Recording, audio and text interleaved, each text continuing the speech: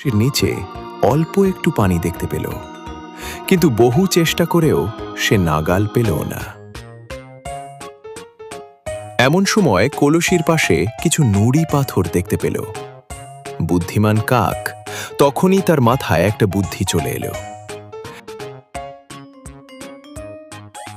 একটা একটা নুড়ি ঠোঁটে করে এনে টুক টুক করে কলসির ভেতর ফেলতে লাগলো।